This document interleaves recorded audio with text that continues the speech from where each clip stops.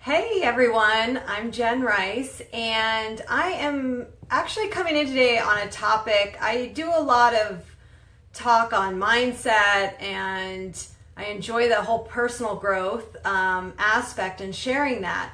But I felt compelled today to share a little bit about my recent visit to a functional medicine doctor. I personally do not have any sort of diagnosed autoimmune condition, but I wanted to bring it out into the forefront because I do have so many dear friends, and it seems like often every day as I'm paying more and more attention to the patients that I see in clinic, that this autoimmune conditions, whether it be thyroid, diabetes, certainly things with the skin, psoriasis, eczema,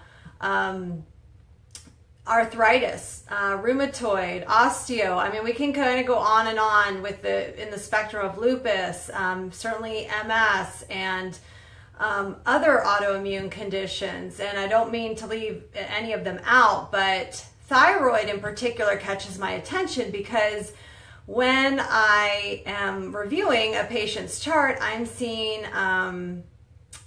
a lot of synthroid or thyroid replacement. Well, what I didn't realize, and what you may be interested in learning, is that from the functional physician that I visited last week, she was telling me that often a lot of these thyroid conditions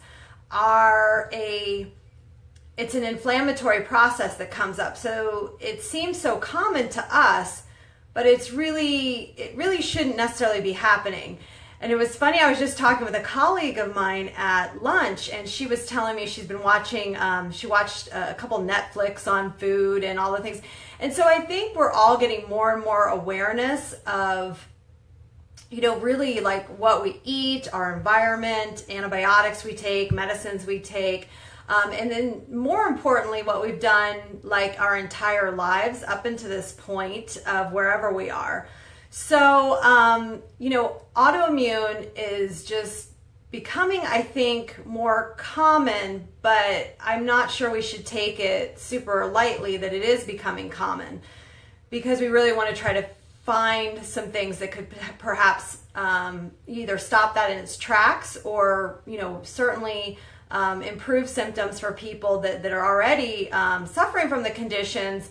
But for maybe those of us who have gotten out so far without one, it doesn't mean that it's not something in our future. In fact, type 2 diabetes, which runs heavy in my family. I think my father had his in his 50s or so, roughly. It's something that can come up for all of us for sure. So one thing I learned from my functional medicine provider, she was a wealth of information, but she was basically saying that you kind of have to look at everything that you've been eating and doing we didn't kind of get here overnight, and it doesn't happen overnight. It kind of happens slowly over a period of time, and there's so many multiple factors involved in it. So, when I really did look back and see, okay, what kind of diet have I had?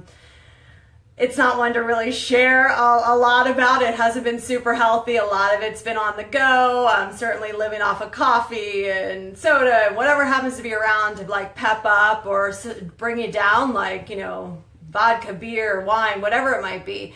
And not that any of that stuff is like you cannot do it, but it's interesting to see how the body behaves when sort of these things are removed. So she suggested for me, and I don't know if you guys have ever done anything like this before, but an elimination diet. So basically, you go 21 days without, soy, eggs, grains of any type, coffee, no caffeine, no alcohol. I was like, ooh, that's not going to be super easy, but I would like to report that I'm 5 days in, and normally, like I say, guys, I don't normally share a lot of personal stuff, but I feel like this is worth mentioning because I have felt so much better in 5 short days, and I think that there's probably something to this. I think that we could meet somewhere in the middle. Now, I'm more of a Western trained provider. So, you know, it's going to be hard to remove me completely from my medicines and things. But I think there's something to, you know, thinking outside of just take a pill for this, take a pill for that, take a pill for this to help the pill that you took for that. And it's really important for us to kind of look at our whole health picture and maybe do that with someone. So at any rate, I'm 5 days in, who's counting, right? And I feel really good. It's a little weird to eat breakfast when you can't eat yogurt, oatmeal, cereal, eggs, pancakes, whatever you do. I mean, like all the breakfast food, totally gone. So anyway, I wanted to keep you posted, and I hope that this just keeps going well over the next, I don't know, like I say, it's going to be 21 days. I've got it on the calendar. Even my mom was so funny. She's like counting it out for me. Okay, by August, such and such, you'll be done.